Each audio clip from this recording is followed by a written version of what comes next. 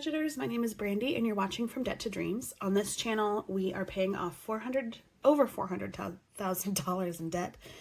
But don't you fret, over half of that is our mortgage. All right, today we're doing a budget with me for our budget cycle of April 25th, 2025 through May 8th. So when a pay period starts in the middle, like a month starts in the middle of a pay period, I look to see how many days are in each month to see which month this should sit in. So from the 25th till the end of April is 5 days, and then from the 1st of May to the next pay period is 8 days. So this is technically a May budget. So let's get started. I'm gonna do this so I can write a little bit. Hopefully you can see everything. Looks like it. Okay, so let me grab my pen. All right, we have, I expect our earned income to be about $3,850. I don't expect us to use any savings or anything other, this pay period. And let's look and see what our cash envelopes are. Whoopsies, excuse me. All right, so for haircuts, we have 50. School, we have 20. And scouts, we have 50. So we have 120. Let me just put this over here. Roll over 20, roll over 50, roll over 50. Okay. So we have 3850 plus 120 plus 1456 or 1546, which is what's left over in our income account. I have a little bit more than that, but I always under budget. I under budget in our income and I over budget in the expenses because I want us to stay in the green and not in the red. So let me just pull up my spreadsheet here. Okay, so that is good to go. All right, so here are our fixed expenses or our bills that are happening during this pay period. Our tithe to our church is going to come out, and that is about $108. My student loan payment is due. That's $85.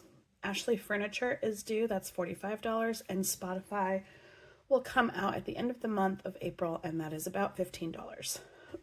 Nintendo, that is a monthly thing we pay for our oldest son, and he does little chores around the house to help pay for that and earn that. That's $20. Our Rogue is $326. Our mortgage is $2,081.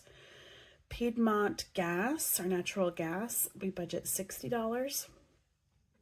Our Citibank card, this is our Costco card.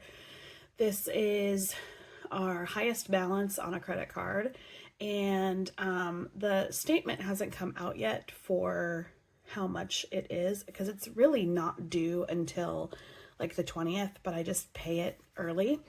I'm going to budget $450 on that. I have not used the card. However, it does have a very high balance, so I expect it to be about $450. Our Focus Internet is about $100. Peacock is about $10. Compassion is about $65. H2Go is our water bill, and I did get the water bill. I think it's like 80 something, but we're going to budget 100 just because I know it's under $100. We're going to put $60 in savings, and then our Rogue registration and inspection, I am budgeting $300 for that. So let's add all of these together.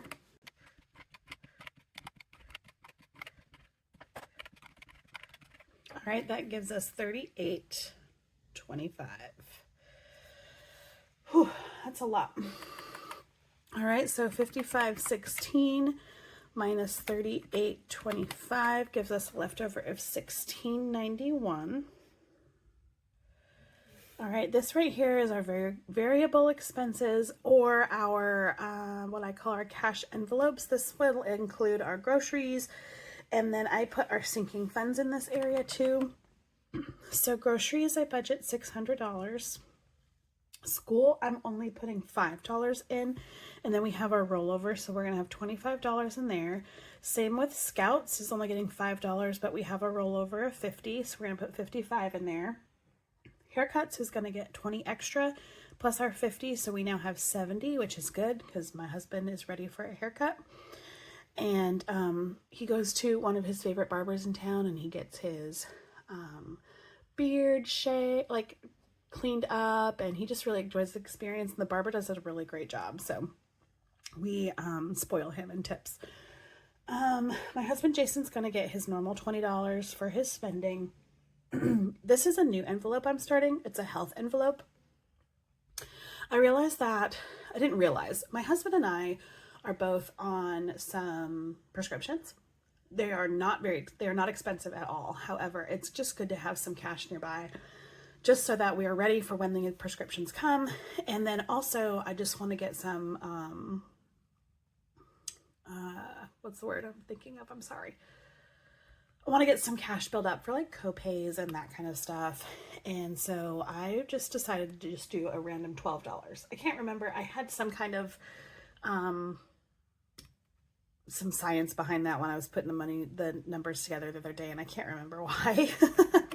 And then these sinking funds, this includes pest control, HOA, extra heat, and like a couple of other things. So that is going to be 55 plus 45 plus 5 plus 10, $115. All right, so for this section, comes out to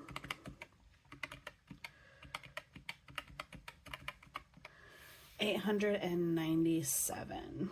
So if we do $16.91 minus $897, we have $794 to keep going with. So I put the leftover right here. This, the Budget Mom has categorized as savings goals. This is what I use for category spending. The only one I budget for category spending is gas. The rest of this, if I spend in any of these categories, comes from the checking account when I under budget for our income and I over budget for our expenses. That usually means we have some extra money in our checking account to do a little bit of spending. Not a lot, but a little bit. And so I'm only going to budget $200 right here for gas and cars, which puts us at $594 right here. Oh my goodness, I do this every single time. That's not where that goes. The $200 goes right here, and the $594 goes right here. So then we go down to our debt and savings, which for our focus debt, we're putting $140, which we have, if you watched I haven't put it out yet, on Friday, for my expense tracking video, which will actually, you'll see this on Thursday, which will come out tomorrow. You'll see the debt program, program plan has changed again. Yes, even though I told you in a video last Thursday that it changed. Well, it's changed since then. So please watch my video on Friday and you'll find out why.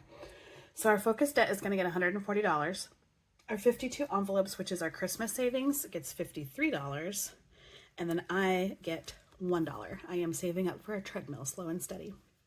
So altogether, that is $194, which leaves us with $400 left over for the income account for next pay period.